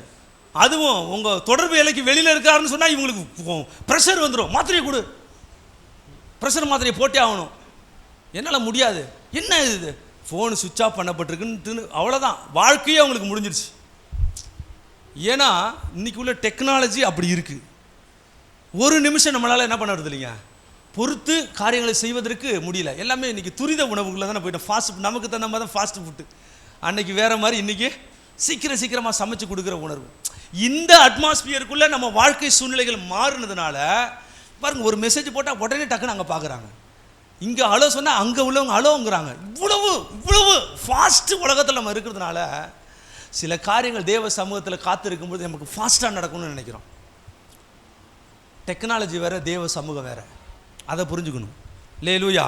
உலகத்தில் உள்ள டெக்னாலஜியோட கூட தேவ சமூகத்தை ஒப்பிட முடியாது. உலகத்தில் உனக்கு ஃபோன் வேலை செய்யலைனாக்கா நீ வேற மாற்றி ஏற்பாடு பண்ணலாம். தேவன் வேலை செய்யலைன்னா வெயிட் பண்ணி தான் ஆகணும். இப்போ கர்த்தருடைய சமூகத்தில் நம்ம காத்திருப்பது அவசியம். அல்லேலூயா. ஆண்டவருடைய நாமத்துக்கு மகிமை உண்டாகட்டும். அதனால் தேவனுடைய வேலை வரும் வரைக்கும் தேவ பிள்ளைகள் காத்திருப்பது ரொம்ப ரொம்ப அவசியம். யோசேப்புக்கு ஆண்டவர் தரிசனம் கொடுத்தார். சங்கீதம் 105 19 வசனத்தில் நம்ம பார்க்குறோம். யோசேப்புடைய வாழ்க்கையில் ஆண்டவர் அவனை ஆசீர்வதிப்பதற்கான நிறைய அடையாளங்களை கொடுத்தார். ஆனால் காலம் அவனை கொண்டு போய் ஜெயிலில் போட்டுச்சு. என்ன ஆண்டவரே, இவ்வளோ திட்டமும் தெளிவாக பேசுனீங்களே, இன்றைக்கி என்னை கொண்டு வந்து இப்படி ஜெயிலில் போகிறதுக்கா? பொறுமையோடு கூட காத்திருந்தான். அல்லேலூயா. பொறுமையோடு கூட காத்திருந்தான். ஆதியாகமம் 41 நீங்கள் வாசிச்சிங்கன்னா அந்த அதிகாரங்களில் அழகாக தேவன் அவனை ராஜாவுக்கு ஒப்பனையாய் கொண்டு போய் மாற்றினார். அல்லேலூயா. காலம் நிறைவேறின போது கர்த்தர் யோசேப்பை ஒரு ராஜாவாக மாற்றினார். அதனால் நம்ம அவசரப்பட முடியாது. நம்ம எண்ணங்கள்லாம் தேவ சமூகத்தில் நிறைவேறாது. கர்த்தர் நம்மளை குறித்த நாட்கள் வரைக்கும் நம்ம காத்திருக்கணும். ஒரு உதாரணம் சொல்கிறேன் பாருங்கள். மோசே எகிப்தில் பார்வோனுடைய அரண்மனையில் வளர்க்கப்பட்டான். அவன் வளர்ந்த நாட்கள் முழுவதும் அவன் யுத்தத்தில் வல்லவனாக இருந்தான், பேச்சில் வல்லவனாக இருந்தான், எல்லாத்துலேயும் வல்லவன், அவ்வளவு சிறப்பானவனாக இருந்தான். 40 வருஷம் அங்கே இருந்திருக்கிறான். மோசே அரண்மனையில் இருக்கும்பொழுது அவன் நினச்சிருப்பான், அடுத்தது நான் தான் ராஜா. என்னதுங்க, அடுத்தது நான் தான் ராஜா, அடுத்தது அவனுக்கு அப்புறம் நான் தான், எனக்கு எல்லாமே தெரியும் அப்படின்னு சொல்லி ரொம்ப ஆசைப்பட்டிருப்பான். ஆண்டவர் துரத்தி விட்டார். நீ ராஜாவும் கிடையாது, கூஜாவும் கிடையாது, கிளம்பு அப்படின்னு. இப்போது அவன் அங்கேருந்து வெளியில் போயிட்டான். வனாந்தரத்தில் அவனுடைய மாமனாகிய எத்திரோவனுடைய ஆடுகளை மேய்ச்சிக்கிட்டு இருக்கிறான். 40 வருஷம் ராஜா அரண்மனை வாழ்க்கை. அவனுடைய நினைப்பெல்லாம் அடுத்தது நான் தான் ராஜான்னு சொல்லி நினச்சிக்கிட்டு இருந்தான். ஆண்டவர் அனுமதிக்கவே இல்லை. இப்போ துரத்தி விட்டார். வனாந்தரத்தில் ஆடுகளுக்கு பின்பதாக சுற்றிக்கிட்டு இருக்கிறான் 40 ஆண்டுகள். அல்லேலூயா. 40 வருஷம் வனாந்தரத்தில் எத்திரோவினுடைய ஆடுகளை மேய்ச்சிக்கிட்டு இருக்கிறான். இப்போ அவனுக்கு நினைப்பே கிடையாது. என்னதுங்க, இப்போ நினைப்பே இல்லை. இப்போ அவனுக்கு ஒரு கணம், இப்படி ஒரு அந்தஸ்து, ஒரு உயர்வு அவனுக்கு வரும் என்ற நினைப்பே கிடையாது. அவன் ஆடு மேய்க்கிறதுலேயே ஒன்றிணைந்து ஆடோடு ஆடாக இருக்கிறான். ஆனால் ஆண்டவர் 40 வருஷம் கழிச்சு திரும்பவும் பேசுகிறாரு, நீ திரும்பவும் உன்னை கொண்டு போய் பார்வோனுக்கு முன்னாடி உன்னை கொண்டு போய் நிறுத்துவேன். அல்லேலூயா. அவனுக்கு முன்பதாக அவன் கையினால் பலத்த அற்புதங்களையும் அடையாளங்களையும் செய்வேன்னு சொல்லி கர்த்தர் வாக்கு பண்ணுகிறார். யோசிச்சு பாருங்க. மோசே நினைக்கும் போது தேவன் நினைக்கல, மோசே நினைக்காத போது தேவன் நினைச்சார். நீ யோசிக்கும் போது தேவனுடைய யோசனை வேறையா இருக்கும். நீ யோசிக்காத போது தேவன் உனக்காக காரியங்களை செய்வார். வசனம் சொல்லுது இல்லையா, உன் நினைவுகளினுடைய நினைவுகள் அல்ல, உன் வழிகளினுடைய வழிகளும் அல்ல. அல்லேலூயா. உன் வழி ரொம்ப சின்னது, என் வழி ரொம்ப பெருசு. அதனால தான் சொல்றாரு, பூமிக்கு வானம் எவ்வளவு பெருசோ அது போல உன் நினைவுகளை காட்டில் என் நினைவுகள் பெருசு. அல்லேலூயா. அதனால தேவனுடைய காலம் வரைக்கும், தேவனுடைய திட்டம் வரைக்கும், கர்த்தருடைய வேலை வரைக்கும் காத்திருந்து முறுமுறுப்பில்லாமல் ஜெபிக்கிற ஜெபம் கருத்துள்ள ஜெபம். அதை தான் எலியா செஞ்சாரு. அதனால அவனுடைய ஜெபம் கருத்துள்ள ஜெபமாய் மாறினது. அல்லேலூயா. மூன்றாவது, எலியாவுடைய ஜெபம் மாத்திரம் கருத்துள்ள ஜெபமாய் மாறினதுக்கான காரணம் என்ன? 1 ராஜாக்கள் புஸ்தகத்தில் 18வது அதிகாரத்தை கவனிங்க. 18வது அதிகாரத்தில் 30வது வசனம் 33வது வசனத்தை வாசிக்க முடியுமா? அப்பொழுது எலியா சகல ஜனங்களையும் நோக்கி என் கிட்டே வாருங்கள் என்றான். சகல ஜனங்களும் அவன் கிட்டே வந்தபோது தகர்க்கப்பட்ட கர்த்தருடைய பலிபீடத்தை அவன் செப்பனிட்டு, உனக்கு இஸ்ரவேல் என்னும் பேர் இருப்பதாக என்று சொல்லி, கர்த்தருடைய வார்த்தையை பெற்ற யாக்கோபுடைய குமாரரால் உண்டான கோத்திரங்களுடைய இலக்கத்தின்படியே 12 கற்களை எடுத்து அந்த கற்களாலே கர்த்தருடைய விறகுகளை அடுக்கி ஒரு காளையை சந்து சந்தாக துண்டித்து விறகுகளின் மேல் வைத்தான். 31, 33, 30, 33 கவனிங்க. எலியா பலிபீடத்தை செப்பனிட்டான். என்ன பண்ணாருங்க? பலிபீடத்தை செப்பனிட்டான். அவன் தேவ சமூகத்தை தேடுவதற்கு முன்பதாக, தேவனோடு கூட உறவு கொள்வதற்கு முன்பதாக, தேவனை ஆராதிப்பதற்கு முன்பதாக, தேவனுடைய அக்கினியை தேவ சமூகத்திலிருந்து இறக்குவதற்கு முன்பதாக அவன் முதலாவது பலிபீடத்தை செப்பனிட்டு தேவ சமூகத்தில் காத்திருக்கிறான். லேலூயா, லேலூயா. யோசிச்சு பார்க்கணும். தேவனோடு கூட ஜெபிப்பதற்கு முன்பதாக நம்மளுடைய வாழ்க்கையை சரி செய்து கொள்வது மிகவும் அவசியமான ஒரு காரியம். தற்பொருசனை இல்லாமல் ஒரு ஆசீர்வாதத்தை பெற முடியாது. அவங்க உனக்கு சொல்லி உனக்கு ஆலோசனை சொல்லணும் அவசியம் கிடையாது. உனக்கே தெரியும். மனுஷனுடைய ஆவி கர்த்தர் தந்த தீபமாக இருக்கிறது. அது உள்ளத்தில் உள்ளவைகளெல்லாம் ஆராய்ந்து பார்க்கும். நீ என்ன தப்பு செய்கிறன்னு உன் மனசு சொல்லும். நீ எப்படிப்பட்ட வழியில் போயிட்டு இருக்கன்னு சொல்லி உன் மனசாட்சி உனக்கு சொல்லும். கர்த்தருடைய தீபம், அவனுடைய ஆவி உனக்குள்ளே இருக்குது. நீதிமொழிகள் அதானே வாசிக்கிறோம். தேவ சமூகத்தில் நீ ஜெபம் பண்ணுவதற்கு முன்பதாக தேவ பிள்ளைகள் தன்னுடைய இருதயத்தை செப்பனிடுவது அவசியம். தன்னுடைய வாழ்க்கையை சரி செய்வது அவசியம். அது ரொம்ப முக்கியம். நம்ம ஆண்டவர்கிட்ட அற்புதத்தை எதிர்பார்க்கிறோம், நன்மை எதிர்பார்க்கிறோம், ஜெயத்தை எதிர்பார்க்கிறோம், தேவனிடத்திலிருந்து சீக்கிரத்தில் நன்மைகளை பெற்றுக்கொள்ளணும்னு எதிர்பார்க்கிறோம். ஆனால் அதுக்கு முன்பதாக ஆயத்தம் என்பது ரொம்ப முக்கியம். பக்கத்தில் உள்ளவங்களை பார்த்து சொல்லுங்க, ஆயத்தம் ரொம்ப முக்கியங்கன்னு சொல்லுங்க. லேலூயா. ஆயத்தம் ரொம்ப முக்கியம். ஆயத்தம் இல்லாமல் தேவனுடைய ஆசீர்வாதங்களை பெற்றுக்கொள்ள முடியாது. தேவ சமூகத்தில் ஆயத்தம் இல்லாமல் ஒரு அற்புதத்தை நம்முடைய வாழ்க்கையில் சுதந்திரிக்க முடியாது. இப்போ சபை பிள்ளைகள் நம்ம புரிஞ்சுக்கணும். நம்முடைய பலிபீடத்தை, தகர்க்கப்பட்ட பலிபீடம், அழகாக சொல்கிறாரு பாருங்க, தகர்க்கப்பட்ட பலிபீடத்தை செப்பனிட்டான். நம்முடைய வாழ்க்கையில் தகர்க்கப்பட்டு கிடக்கக்கூடிய பலிபீடம் செப்பனிடப்படணும். உன் ஜெப வாழ்க்கை எப்படி இருக்குன்னு யோசிச்சு பாரு. உன் வேத வாசிப்பு எப்படி இருக்குன்னு யோசிச்சு பாரு. நீ கர்த்தருடைய சமூகத்தில் உபவாசித்த நாட்கள் எப்படி இருக்குன்னு யோசிச்சு பாரு. கர்த்தரை ஆராதித்த நாட்கள் எப்படி இருக்குன்னு யோசிச்சு பாரு. தேவனுக்காக நீ வைராக்கியம் பாராட்டின உன் வைராக்கியம் எப்படி இருக்குன்னு யோசிச்சு பாரு. தேவ சமூகத்தில் கர்த்தருக்காக எதையும் செய்வதற்கு முன்னேறி நின்றுட்டு இருந்திய இப்போ எப்படி இருக்குன்னு யோசிச்சு பாரு. ஒவ்வொரு காரியத்தையும் யோசித்து தகர்க்கப்பட்டு கிடக்கக்கூடிய அந்த பலிபீடத்தை செப்பனிடும் பட்சத்தில் கர்த்தர் உன்னுடைய ஜெபத்தை கேட்பார். லேலூயா. பில்டிங்கே இடிஞ்சு கிடக்கு, அப்புறம் எப்படி உன்னை ஆசீர்வதிக்க முடியும்?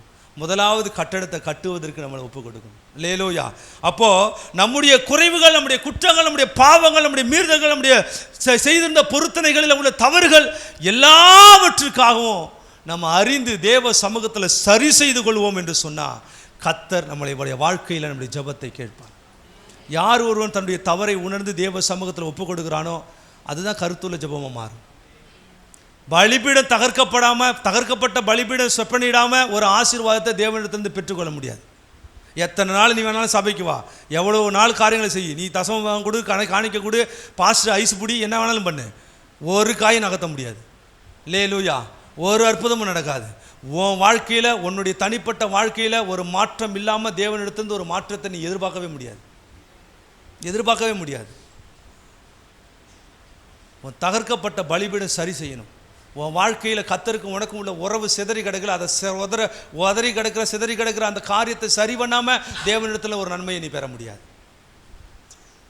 அதை நம்ம புரிந்து கொள்ளணும்.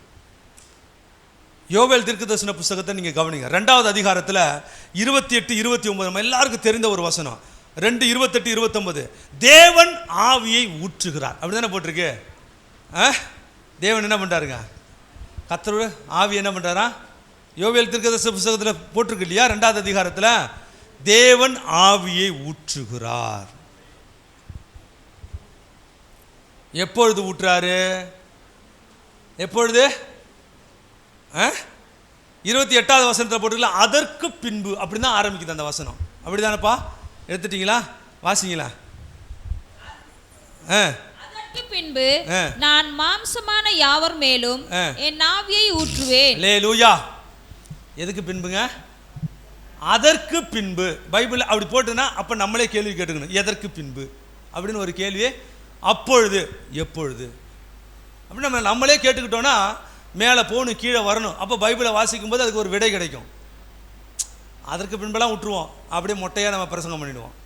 அது கேட்டுட்டு போயிட்டு அது எங்கேயாவது முட்டிக்கிட்டு கிடக்கும். அப்படி பண்ண முடியாது. பைபிளை நம்ம ருசித்து படிக்கணும். எவ்வளோ அழகாக எழுதி கொடுத்துருக்காரு, நமக்காக கொடுத்துருக்கக்கூடிய ஒரு லவ் லெட்டர் மாதிரி தானே அது. அதை நம்ம அழகாக அதை நம்ம என்ன பண்ணணும், எப்படி எழுதிருக்காரு பாரு அந்த மனுஷன். ஆண்டவர் தம்முடைய பிள்ளைகளை விட்டு எவ்வளோ அழகாக எழுதி நம்ம கையில் கொடுத்துக்கிறாரு அப்படின்னு நம்ம படிக்கணும்.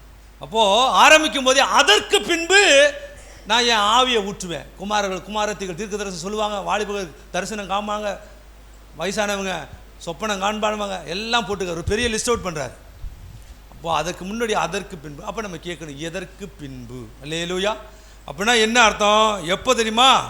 எப்பொழுது தேவன் இறங்குறாரு, எப்பொழுது தன்னுடைய ஆவியை ஊற்றுறாரு, எப்போ தன்னுடைய அபிஷேகத்தை ஊற்றுறாரு அப்படின்னா 12வது வசனம் 13வது வசனத்தை பாருங்க. வாசிக்கிறீங்களா? வாசிங்க. ஆதலால் நீங்கள் இப்பொழுதே உபவாசத்தோடும் உபவாசத்தோடு. எப்பொழுது? இப்பொழுதே உபவாசத்தோடும் அழுகையோடும் புலம்பலோடும் உங்கள் முழு இருதயத்தோடும் என்னிடத்தில் திரும்புங்கள், என்கிட்ட திரும்புங்க என்று கர்த்தர் சொல்லுகிறார். அடுத்த வசனம். நீங்கள் உங்களுடைய வஸ்திரங்களை அல்ல உங்கள் இருதயங்களை கிழித்து உங்கள் தேவனாகிய கர்த்தரிடத்தில் திரும்புங்கள். அல்லேலூயா. ஆமென். தேவன் ஆவியை ஊற்றுகிறார், தேவன் அபிஷேகத்தை ஊற்றுகிறார், தேவன் தரிசனத்தை கொடுக்கிறார், தேவன் சொப்பனங்களை கொடுக்கிறார், தேவன் மாம்சமான யாவர் மேலும் தம்முடைய வல்லமையை விளங்க பண்ணுகிறார். அப்பொழுது எப்பொழுது தெரியுமா? அதான் அந்த 12-13வது வசனம். அல்லேலூயா. நீ உபவாசத்தோடு அழுகையோடு புலம்பலோடு தேவ சமூகத்தில் உன்னை திருப்பும் பட்சத்தில் தேவன் தம்முடைய ஆவியை உன் மேலே ஊற்றுகிறார். அல்லேலூயா. அல்லேலூயா. கவனிங்க, அடுத்த வசனம் ரொம்ப அழகான வசனம், ரொம்ப ஜாலியான வசனம். அவங்க போட்டுக்காரு பாருங்களா, உன்னுடைய வஸ்திரத்தை அல்ல. என்னதுங்க? பக்கத்தில் உள்ளவங்களாம் பாருங்க, ஆடா எவ்வளோ அழகான சட்டை போட்டு வந்துருக்கீங்க. சட்டை போடுறதுக்குனே ஒரு சிலர் சட்டையை காட்டுறதுக்குனே சர்ச்சுக்கு வருவாங்க, தன்னுடைய சேலையை காட்டுறதுக்குனே சபைக்கு வரவங்க இருக்கிறாங்க. சில சபைகள் இருக்குது. சில சபைகள்லாம் பார்த்தீங்கன்னா பட்டு போட எடுத்துகிட்டு சபைக்கு தான் வந்து கட்டிட்டு அவங்களுக்கு காமிக்கிற இடமே சர்ச்சு தான். இருக்கட்டும், நல்லது, சோத்திரம், கர்த்தர் கொடுத்துருக்கிறார். சொல்லப்பட்டிருக்கு, உங்கள் வஸ்திரங்களை அல்ல உங்களுடைய இருதயத்தை கிழித்து கொண்டு தேவனிடத்தில் திரும்புங்க, அப்பொழுது என் ஆவியை உன் மேலே ஊற்று. லேலூயா. லேலூயா. புரிஞ்சுக்கணும், இந்த பழைய ஏற்பாட்டு ஜனங்களுக்கு ஒரு குணம் இருக்குது. இந்த மாதிரி ஒரு பிரசங்கியார் ஒருத்தர் வந்துட்டாருன்னு வச்சுக்கலாம் சர்ச்சுக்கு. அந்த பிரசங்கியார் அந்த தீர்க்கதரிசி சபையில் வந்து பேசுவார்.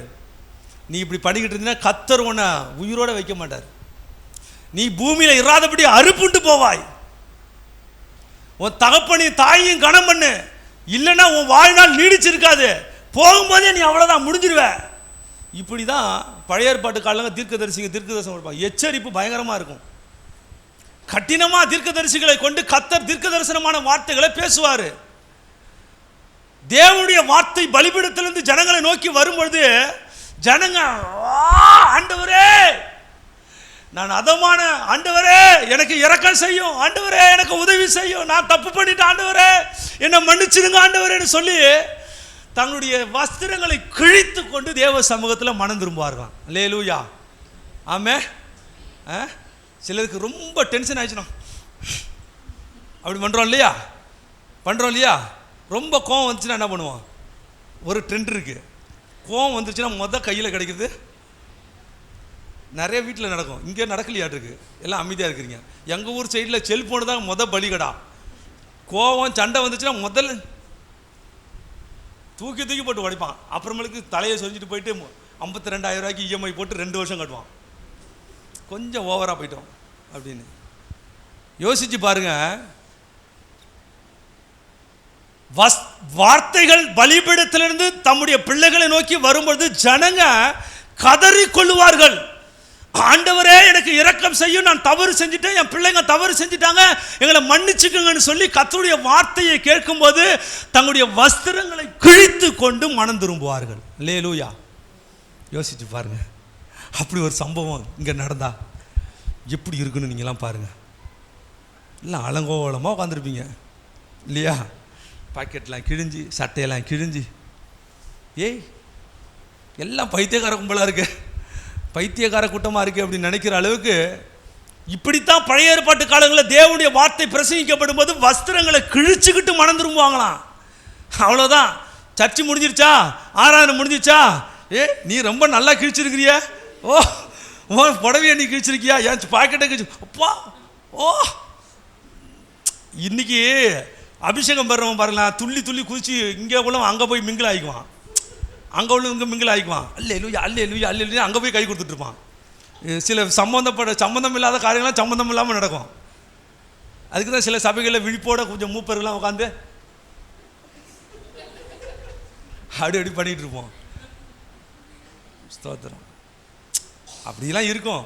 அப்பா நான் உம்மை பார்க்கிறேன் அப்படி பாடுவாங்க. அது அங்கே இல்லை.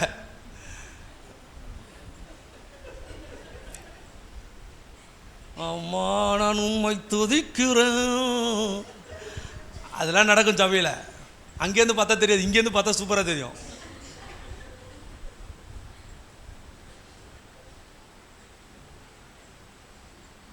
நிறைய சம்பவங்கள் இந்த ஃபாதர் எழுதின பாட்டை வச்சுக்கிட்டு இவங்க பண்ணுற பாடு இருக்குது பாருங்க, எல்லாம் பயங்கரமாக பண்ணுவாங்க.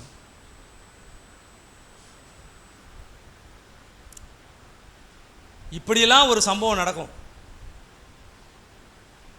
அபிஷேகம் பெறும்போது நம்ம எப்படி துள்ளி குதிச்சு பயங்கரமாக முடிச்சதுக்கப்புறம் என்ன சொல்கிறோம், பயங்கரமாக வர்றாய்வான், என்னடா நீனே பயங்கரமாக அபிஷேகத்தில் நிறைஞ்சிட்டே இன்றைக்கி பயங்கரம், அப்பா உன்னை பிடிக்க முடியலடா. இது இப்போ அப்போ அப்படி கிடையாது. அவனுடைய ஆண்டவருக்கு அவனுக்குள்ள உறவு எப்படி தெரியுமா இருக்கும், வஸ்திரத்தை கிழிச்சுக்கிட்டு மனம் திரும்புவான். இல்லே லூயா. முடிஞ்சவன அவனை பார்த்தாக்க வேறு மாதிரி இருப்பான் ஆள். இவன் புதிய மனுஷன், என்னதுங்க புதிய மனுஷன், வேறு மாதிரி இருப்பான், எல்லாம் கிழிஞ்சு தொங்கும். பா மனம் திரும்பிட்டான், சந்தோஷம். வீட்டுக்கு போகிறான் தெரியுமா, வீட்டுக்கு போனவுடனே சட்டையை கழட்டி பார்ப்பான். சட்டை கழட்டி பார்த்துட்டு ரொம்ப ஓவராக பண்ணிட்டு மாட்டிருக்கிறா, ரொம்ப ஓவராக பண்ணியிருக்கோம், போன வாரம் கொஞ்சமாக தான் கிழிச்சோம், இந்த வாரம் ரொம்ப கிழிச்சிட்டோம், இந்த ஊழியக்காரர் ரொம்ப ஓவராக பேசிட்டாரா. ஏய் சின்ன பாப்பா அங்கே வா, இந்த பக்கம் புடி, ரொம்ப ஓவராக போயிட்டேன் அப்படின்னு இங்கே கிழிச்சுக்குவான். அங்கே போனவனே இதெல்லாம் மறந்துட்டு திரும்பவும் போய் அங்கே என்ன பண்ணிடுவாங்க, தச்சு அடுத்த வாரமும் சர்ச்சுக்கு போட்டு வந்துடுவான். அடுத்த வாரம் சர்ச்சில் வந்து போட்டுக்கிட்டு திரும்பவும் வேற ஊழியக்காரர் பேசுவார், வந்துட்டேன், உடனே கிழிச்சுக்கிட்டு மனம் திரும்புமா. இதே வேலையை தான் பழைய ஏற்பாட்டு காலத்தில் செஞ்சுட்டு இருந்தாங்க. கர்த்தருடைய வார்த்தை வரும்பொழுது தன்னுடைய வஸ்திரத்தை கிழிச்சுக்கிட்டு மனம் திரும்புவானுங்க. வீட்டுக்கு போனவொன்னே ஓவரா பண்ணிட்டா இன்னைக்கு அப்படின்ட்டு திரும்பவும் தச்சுக்குவானுங்க. சூடு சொரணம் இல்லாதவனுங்க. நீங்க கிடையாது, நான் கிடையாது. பழைய ஏற்பாட்டில் உள்ள மக்கள் அப்படி இருந்தாங்க. கொஞ்சம் கூட சூடு சொரணம் மானம் வெக்கம் இருக்கவே இருக்காது. அப்படிதான் இருப்பாங்க அவங்க. இன்னைக்கு இந்த தப்பை செஞ்சுட்டு நாளைக்கு செய்யக்கூடாதுன்னு சொல்லக்கூடிய உணர்வே இருக்காது பாருங்க அவங்களுக்கு. நமக்கெல்லாம் இருக்கும். நம்மளாம் ரோசமானவர்கள், நமக்கெல்லாம் அப்படி கிடையாது. பழைய ஏற்பாட்டு ஜனங்களுக்கு அவ்வளவு ஒரு அப்படி இருப்பாங்க. எந்த ஒரு இது இல்லாமல் சர்ச்சில் வந்து ஆடா வாழ்ந்தா இந்த அம்மா மாதிரியே தாண்டா வாழணும், எவ்வளவு பவ்யமாக இருக்கிறார், எல்லாருக்கும் தண்ணி கொடுக்குறாங்க, எல்லாருக்கும் சாப்பாடு கொடுக்குறாங்க, வாங்க வாங்கன்னு கும்பிட்டு கூப்பிட்றாங்க, நேரத்தோடு வந்துடுறாங்க, அட்டாடாடாடா அவங்க நடையும் உடையும் ஸ்தோத்திரம், இப்படி தாண்டா நம்மளும் சபையில் வளர்ந்து வரணும் அப்படின்னு நமக்கு ஒரு ஆசையே வந்துடும் அவங்க மேலே.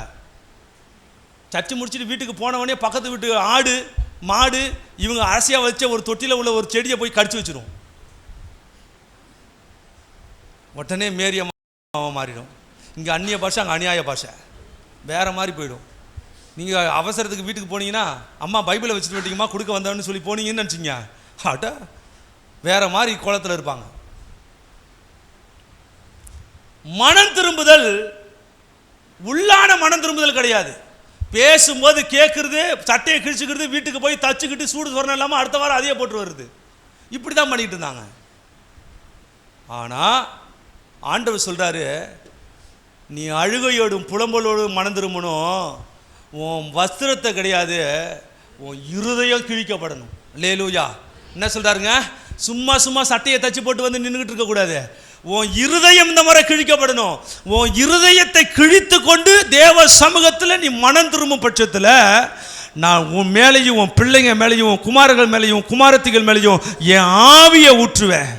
உன் பிள்ளைங்களை கொண்டு தீர்க்க தரிசனம் உரைக்க சொல்லுவேன். உன்னை கொண்டு அற்புதங்களை செய்ய சொல்லுவேன். உனக்கு ஒரு சொப்பனத்தை கொடுப்பேன், உனக்கு தரிசனத்தை கொடுப்பேன். உன் சந்ததியை கொண்டு என் தேசத்தை அசைக்கிற காரியங்களை செய்வேன். அல்லேலூயா. சட்டையை அல்ல, வஸ்திரத்தை அல்ல, உன்னுடைய இருதயத்தை கிழித்து கொண்டு மனம் திரும்பும் பொழுது புரிஞ்சுக்கணும், பலிபீடம் சரி செய்யாம தேவனிடத்திலிருந்து ஒரு அற்புதத்தை பார்க்க முடியாது. எலியாவுடைய ஜெபம் கருத்துள்ள ஜெபமாய் மாறினதுக்கு காரணம் தான், அவன் பலிபீடத்தை முதல்ல சரி செஞ்சுக்கிட்டு ஆண்டவருடைய சம்மதத்தில் கேட்டான். அதனால் அவன் ஜெபத்தை ஆண்டவர் கேட்டார். ஏதாவது பில்டப் பண்ணாரா? ஒன்றும் கிடையாது. வந்து நின்னாரு, சரி பண்ணாரு.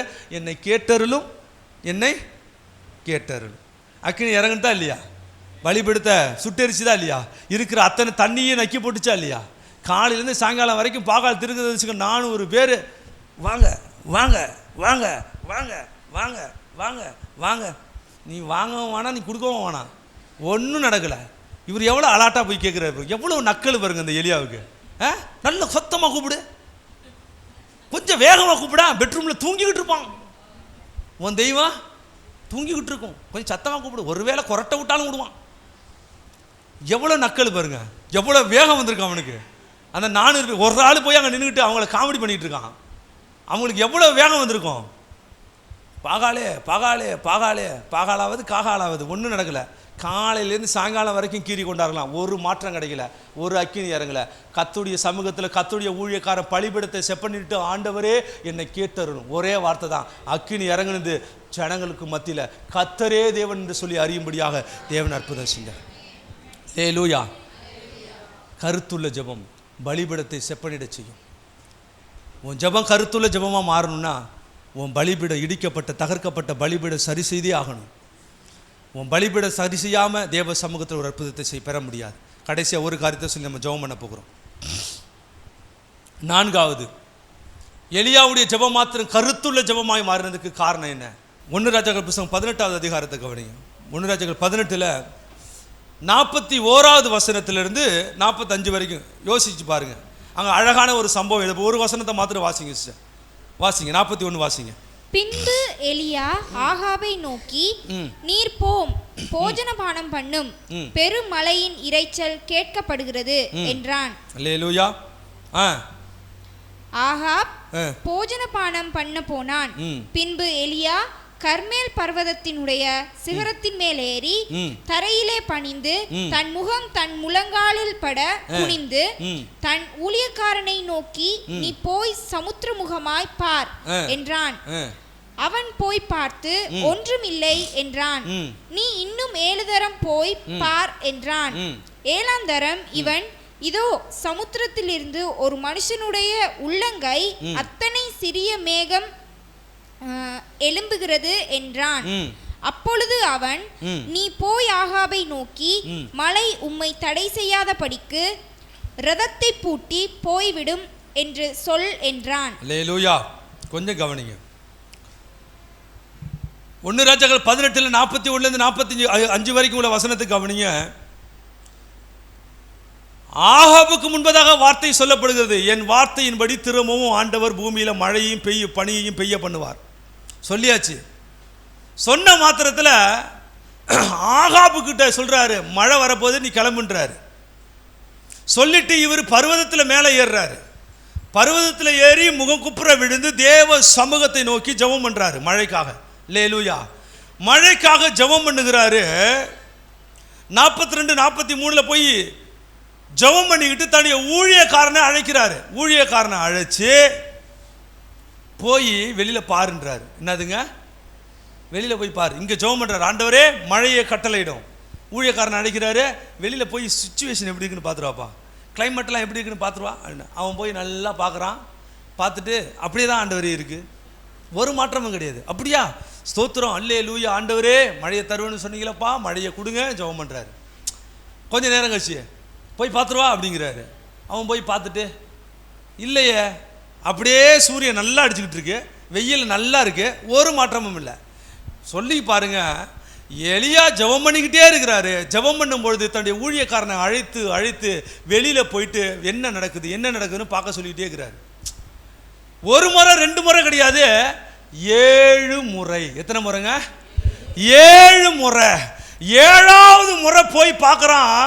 அங்கே ஒரு காரியத்தை பார்க்குறான். எந்த அளவுக்கு கூர்ந்து கவனிச்சிருப்பான்னு பாருங்க. ஃபர்ஸ்ட் டைம் போகும்போது ஏதாவது நடக்குதா? அப்படிலாம் ஒன்றும் கிடையாதுங்க, வந்துட்டான். 2வது தடவை போய் பார்க்க சொன்னார். என்னடா 2வது தடவை பார்க்கணும், எல்லா பக்கமும் பார்க்குறான், வந்துட்டான். 3வது தடவை போய் பார்க்குறான். 7வது முறை போகும்போது அவன் பார்வை எப்படி இருக்குன்னு யோசிச்சு பாருங்க. ரொம்ப உன்னிப்பாக பார்க்குறான். எந்த அளவுக்கு அவன் ரொம்ப டீப்பாக கவனிச்சிருந்தானா, ஒரு சின்ன ஒரு உள்ளங்கை அளவு மேகத்தை பார்க்குற அளவுக்கு அவன் கூர்ந்து கவனிக்கிறான். ஒரு உள்ளங்கை அளவுக்கு மேகத்தை பார்த்த மாத்திரத்தில்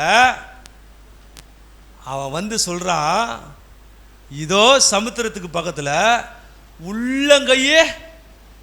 உள்ளங்கை அளவுக்கு ஒரு மேகத்தை நான் பார்க்குறேன் அப்படின்னு சொல்லி சொல்கிறான். உடனே எலியா தன்னுடைய ஊழியக்காரனை அழைச்சி, ஆகாப்புக்கு போய் சொல்லு, மழை உன்னை தடை பண்ணாதபடிக்கு நீ வீட்டுக்கு போ. அல்லேலூயா, ஆமென். ஒரு காரியத்தை புரிஞ்சுக்கணும். ஜெபம் பண்ணுறது ஒரு காரியத்துக்கு 1 நாள் ஜெபம் பண்ணிவிட்டு, 2 நாள் ஜெபம் பண்ணிவிட்டு, 3 நாள் ஜெபம் பண்ணிட்டு ரிஜெக்ட், புது ரெக்வெஸ்ட் கொடுங்க, அதுக்கு நம்ம ஜெபம் பண்ணுவோம்.